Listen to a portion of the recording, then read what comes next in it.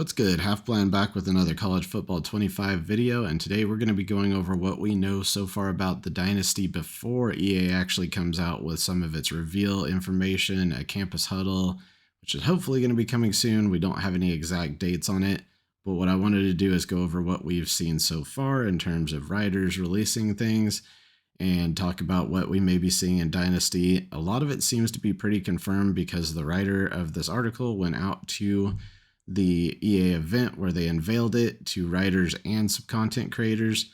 So I'm going to be going strictly off of that, and I'm going to go ahead and link that article down in the description in case you want to read it.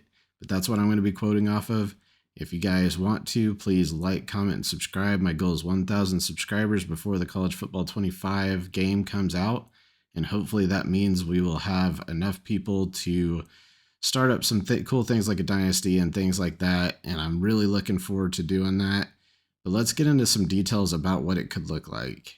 I already mentioned I'm pulling most of this information from an Uproxx article, but I did also want to mention a couple other people who are great for this information, who have been doing it for a long time, way before I even started doing it, which is Eric Rayweather and Matt Brown. Both are great resources to look into info for. I definitely recommend going out and subscribing to them. I believe Matt Brown also has a subscription-based service where he writes out some articles that you can see if you're a paid subscriber. And I do recommend doing that because it's great to go out and support those guys. According to the Uproxx article, you will be able to do a 30-year dynasty and will have 32 teams that you can use or control. Now, I'm going to be skipping around in this article a little bit and hitting some of the high notes because I know you're going to want to hear those first. And one of the big things is it has been listed in that article, and I believe also EA said this as well, that there's going to be no crossplay in Dynasty, which sucks for some people, to be completely honest, but really, I think that's something that could be added later in the game. But when you do get your copy of the game, I would get it on the same console as your friends if you're going to want to start up a Dynasty, because you need to be on the same console. There's no last gen, so you just have to get either a PS5 or Xbox Series S or X and play it on there with your friends, whatever they have. Just don't count on there being crossplay because it is not an online Dynasty. You'll be able to do custom conferences in the game, and what that means is, well, conference realignment is still a thing, and you'll be able to potentially change your conferences and even change the rules in your conferences. So for example, if you want to change the length of a schedule, of a conference schedule, you should be able to do that, and also being able to change certain things about the conference title game. All that should be customizable. You will be able to do custom schedules again in this game, but one thing to note is they do have some games set on specific dates. It sounds like a lot of the games that are already set in stone and already scheduled out, even years in advance, are going to be in the game and are going to be set up that way. Those games you may not, it sounds like you won't be able to move around, but we'll have to see on open dates and things like that how they can be scheduled and things that you can move around. But it does say that you can do some things like making specific rivalry games stay permanent. So for me, KU and Mizzou, I want to keep that permanent even if KU moves conferences in the game. I don't know if I'm going to do that or not, but if I chose to do it, I would like to have KU and Mizzou, even if it's KU Big Ten, Mizzou SEC. Things like that you can still do in the game. And that's not necessarily a permanent rivalry. KU K-State could be the same thing. Team Builder's returning, but this is something that was more touched on the EA blog. It mentions that Team Builder is going to be offline only for offline private dynasties and offline play now. So you'll still be able to create your schools and import players into the schools. It makes sense to me why it's not an online feature, especially if people are going to be potentially trying to get around and create players that didn't license their image. Then that's not something they can have on an online mode. So that makes perfect sense to me why that's not being done. But that's something to note, is that Team Builder is mainly, or is specifically only for offline modes. Moving back to the Uproxx article, it does mention more on the coaching skill trees. It does say that there are 3 archetypes. Those archetypes are recruiter, motivator, and tactician. Now, they all have skill trees with them, but you will not be able to max out the skill trees, so you're going to have to focus on specific areas where you think it's more important. I believe in past years you were able to max out the skill trees. This year will not be the case, so you're going to have to put your points and your experience where you think it's going to be needed most. The coaching carousel will make its return, but some interesting things about this is your assistant coaches, when you fire an assistant coach, from the sounds of it, you will lose access to the players like you would in real life that your assistant coach was recruiting or was working with. And actually, same with coaches that you're picking up, you'll then get interest from the players who that assistant coach was recruiting at their former position or their former school. Now, the article mentions something to do with Boost, and my understanding of it, it says if you hire them the same as what your coach is for your head coach, it sounds like you'll get more of a boost in a specific area, or you can hire them in different areas. What that sounds like to me is if, say, you wanted a recruiting coach and then you hired more recruiting assistants, that's probably going to give you a big boost in recruiting. Or you could spread that out and have them fill in your weaknesses, where you have maybe a motivator assistant coach while your head coach is the recruiter.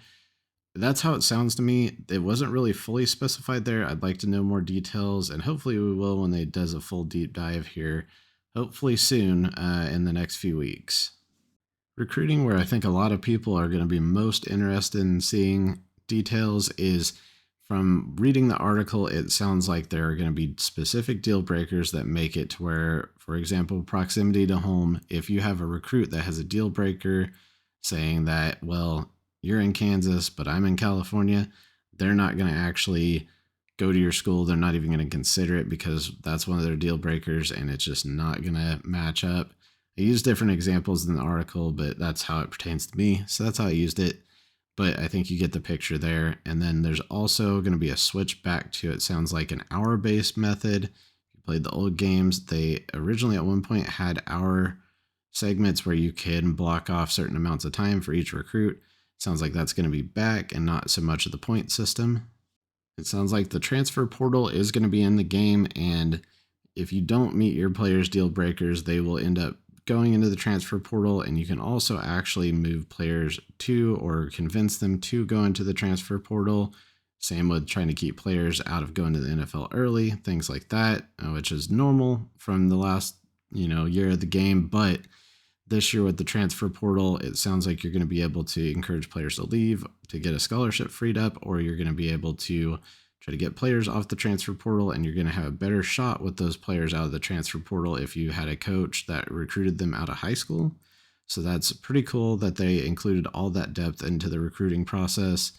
The transfer portal and all the dates are now, it sounds like, going to be in there, where you have an early recruiting period, you're going to have a transfer portal period, you're going to have the late period, and it's all going to be as close, it sounds like, to the schedule of recruiting as it can be. This is all going from the article, but the way it reads is it's going to be as normal as it can be in the recruiting periods. They did mention that the transfer portal is going to be a lot smaller session than the actual recruiting portals, or recruiting period, where you put in less time in the transfer portal than you would actually recruiting, putting hours into your recruits throughout the season. A couple things that sound like they will not be in the game, for the disappointment of some people, are going to be NIL, which the reason why it was stated in the article that that's not in the game is because that was continually changing and still is right now, which makes sense because they are literally passing different rule changes in regards to NIL. It's a very fluid situation. A lot of it's just changing not as we speak, but pretty rapidly. And also there's going to be very little player editing. It didn't say specifically what you can edit, but you're not going to be able to go in like you did in the past years and make your players match the real life players. Obviously, you can't really do that with the new landscape of NIL, because these players did not opt in. So you can't put in somebody who did decide not to opt in. You can't add them to the game.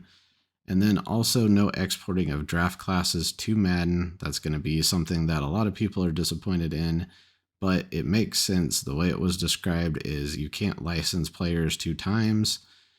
Well, they can, but they didn't. And that's, to me, understandable, because that's going to be twice the payout.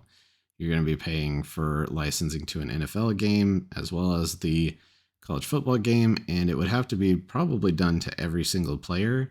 I would imagine even the players who aren't actually going to go to the NFL, maybe like the small school guys who, they're second string, small school, very low shot at going to the NFL, you would be still sending them a second license. It makes sense to me with the licensing why they didn't do it. I know it's going to be disappointing to a lot of people. Hopefully, maybe in the future years, a cool idea would be if somebody were to choose to go fully random and not actually use any NIL players, to maybe then allow that draft class to be exported as long as you did not do any customization on it. It's not from the private team builder ones where you can go through and edit every piece. That could be a cool idea in my opinion, but as it stands right now, no exporting of draft classes to Madden. And lastly, all your rivalry games and trophies are going to be in the game from the article that we're reading here. And it does sound like all the trophies are going to be there as well. So for me, I'm going to be starting back up the KU Missouri Civil War. That'll be interesting to see. And I think I remember, and don't quote me on this, but I do think I remember hearing Chris Fowler talking about mentioning very specific lines on certain rivalry games. So I think even the commentary is going to reflect it. To me, that's just really cool that it shows an attention to detail of what they're trying to make it as much of an authentic Saturday experience as you can get. So to me, that's really cool, but we'll see when it comes out. I think the presentation is going to be really good. I've heard a lot of good things about presentation from the people who came to the game, who went to the game event that EA hosted. And from that, it sounds like they cared a lot about how this game was in terms of presentation and trying to make a game that's really true to life. And a lot of this article confirms that as well. We'll see more when a new Campus Huddle comes out for Dynasty, but I wanted to let you guys know what's out there so far. Let me know what you guys think in the comments. If you're hearing anything different out in the rumors, or if you're just wanting to comment on a specific piece we talked about today, feel free to hit me up in the comments. But otherwise, thank you guys for watching. Peace.